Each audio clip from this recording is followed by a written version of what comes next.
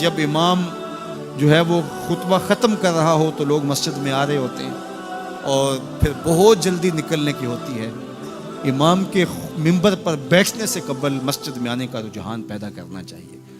فرمایا گیا کہ جو شخص جمعۃ المبارک میں سب سے پہلے آتا ہے اس کو ایک اونٹ ذبح کرنے کا ثواب نصیب ہوتا ہے.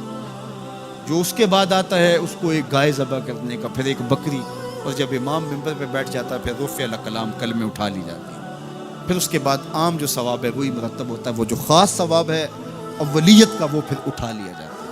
اس لیے کوشش کریں. میں سمجھتا ہوں اس میں ہمارے خطباء کا بھی بہت قصور ہے کہ بعض کا ممبر سے کوئی مربوط گفتگو نہیں ملے گی، کوئی منظم کلام نصیب نہیں ہوگا اور کوئی با مقصد بات لوگوں تک نہیں پہنچائی جائے گی تو لوگوں کی دلچسپی نہیں ہوگی، لوگ پھر دیر سے آئیں گے. ایک تو یہ بات بھی ہے، لیکن دوسری بات یہ ہے کہ ہمارے ہاں عمومی طور پہ اجتماعی رویہ یہ ہے کہ مسجد میں دیر سے جانے کا فیشن.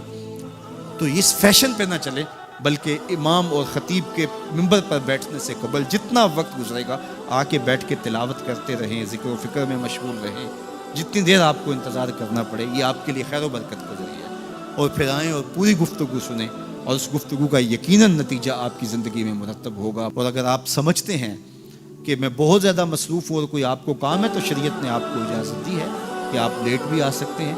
لیکن اذا نودی للصلاۃ من یوم الجمعۃ فاسعوا الی ذکر اللہ وذروا البیع، وہ حکم دیا گیا جب جمعے کی اذان پکاری جائے تو اس کے بعد پھر آپ کاروبار نہیں کر سکتے، پھر کاروبار کرنا حرام ہو جاتا ہے آپ کے اوپر. وذروا البیع، پھر خرید و فروخت چھوڑ دو، پھر تم چل پڑو اللہ کے ذکر کی طرف. پھر تمہارے اوپر لازم ہے کہ تم ذکر کی طرف چلو.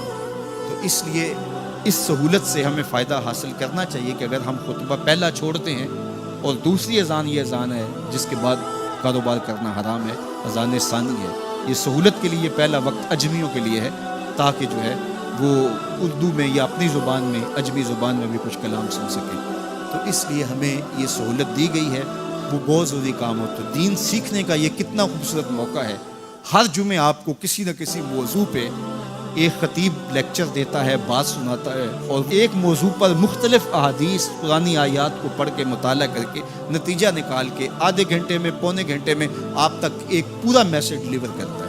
تو اس لیے اس کو بھرپور حاصل کرنے کے لیے اور اپنی نسلوں کو دین سے جوڑنے کے لیے یہ اسلام آج بھی بہت سارے مشقتیں اور بہت ساری سازشوں کے باوجود یہ قائم ہے، اس لیے کہ اس نے خوبصورت ہمیں نظم دیا ہے. محلے کی سطح پہ 5 گانا نماز ہے، علاقے کی سطح پہ جمعہ ہے، سالانہ شہر کی سطح پر 2 عید کے اجتماع ہیں اور عالمی سطح پہ حج کا اجتماع ہے. تو یہ ایک نظم ہے جو ہمیں دیا گیا اور یہ ہمیں جوڑے رکھتا ہے اور یہ ہماری وحدت کی علامت ہے.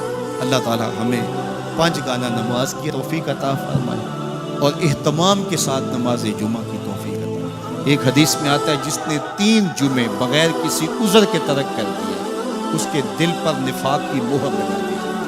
اللہ ہمیں محفوظ فرمائے. وآخر